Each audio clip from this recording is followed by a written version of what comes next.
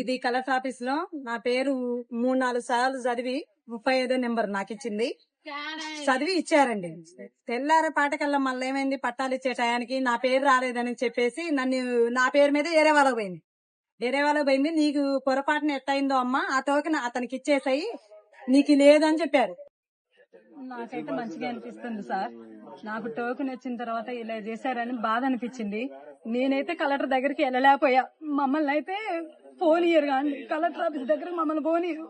అదే మీ సార్ మీరు వచ్చారు కాబట్టి నా పేరు రాసుకొని మీకు నా బాధ చెప్పబట్టే మీరు వెళ్ళగలిగారు.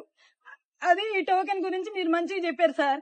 విశారాజ్ మహారాజ్ అన్న, కవితక్క మా కాడికి వచ్చారు, మంచి నిరాహార దీక్ష చేశారు. మాకైతే కొంచెం న్యాయమే అనిపించింది సార్. మాకు న్యాయమే చేశారు. నాకైతే టోకెన్ వచ్చిన తర్వాత నాకు బాధగా అనిపించింది సార్. ఆ రోజైతే తీరా బస్సు ఎక్కడానికి వెళితే నన్ను వద్దనేసరికి నాకు బాధ అనిపించింది సార్. మాకైతే ఏనుకూరు మండలంలో అయితే ఇల్లు కూడా లేదు. మాకున్నది మా అత్తుంది, మా మరుదునుడు, వాళ్ళు ఇల్లు తీసుకున్నారు. మేము 15 సంవత్సరాల నుంచి ఖమ్మంలోనే బతుకుతున్నాం. మాకైతే విశారాధన నన్ను కవితకు వచ్చిన తర్వాత మంచిగా అనిపించింది సార్.